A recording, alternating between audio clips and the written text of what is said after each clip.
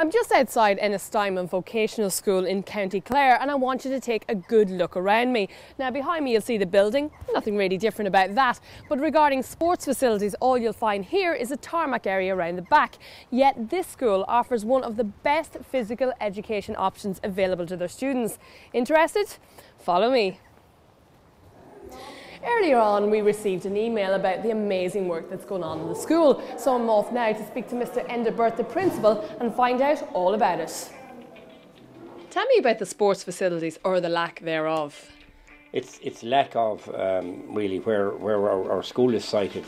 There just isn't room for any facilities. We have a small tarmac area at the back and that's it, so you can't run anything off that. Traditionally we've gone to Lahinch to play Gaelic football, which is 2 miles away, and that was our only facility for years. So how did this all come about then?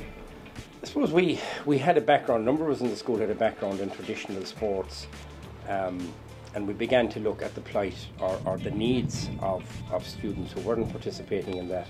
Now we're fortunate that we live in an area that has a great outdoor facility, if you like. We're right close to Lahinch, and the Burn is in our hinterland too.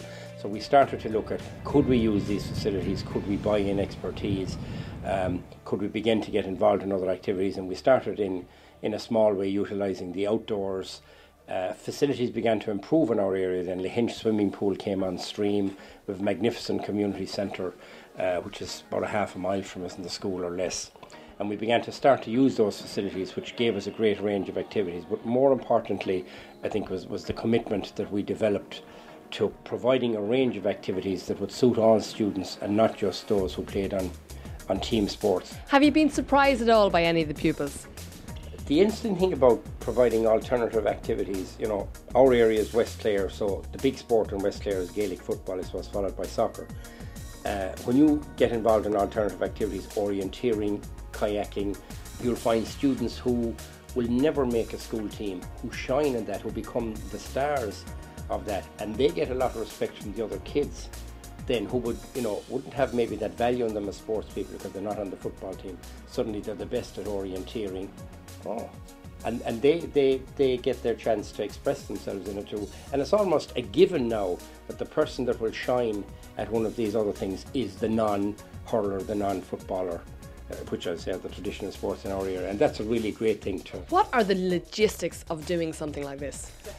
Apart from the organisation, the first thing that hit us as we started to develop the programme years ago was this is going to cost money.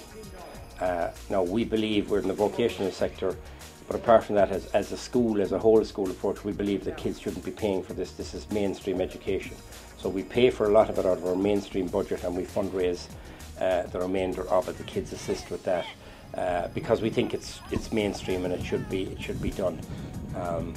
Now, in terms of the logistics, the organisation of it, we take 6 week blocks. So we will run an activity for 6 weeks and the kids will change each 6 weeks. We'll utilise the facilities in the area that have improved vastly over the years. We'll use the local facilities out in Lahinch, the field.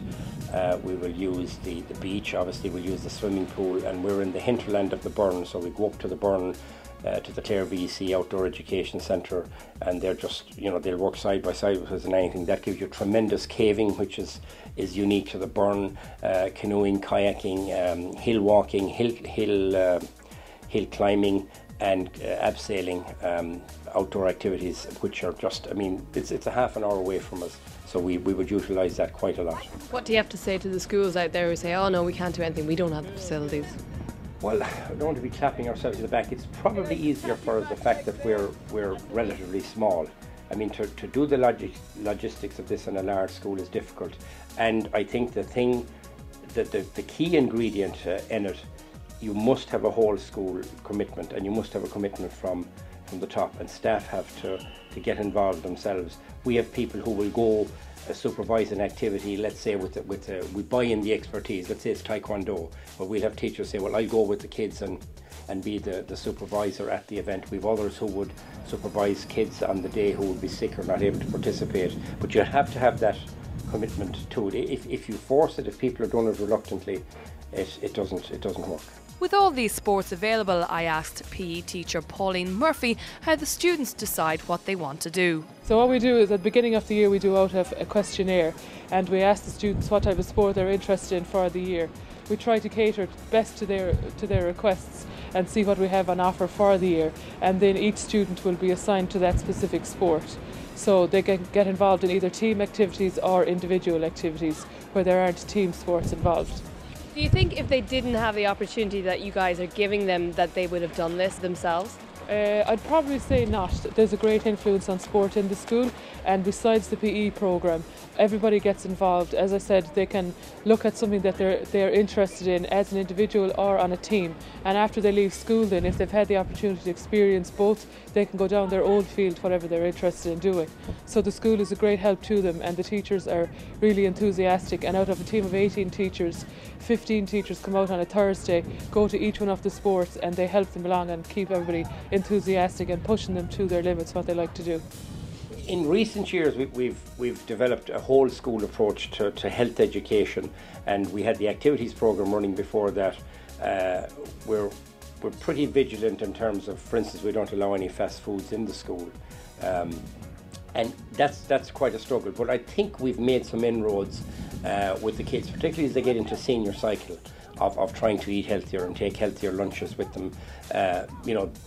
One time, up to 3 or 4 years ago, it was totally uncool to bring a lunch from home. Now it's back in our school. We might have 40 or 50 kids bringing lunches from home. I think that's a major achievement, and then you tie the activity in with it. But again, I think it's all mainstream education. I think this is what we should be doing in school. Do you think the kids appreciate it? You know, the funny thing about that is if you're on a day-to-day basis in the school, I mean, if I ask the kids, it's okay. Now, if you ask the kids, here something's going on, they'll be very excited about it. I mean, they won't pretend to us.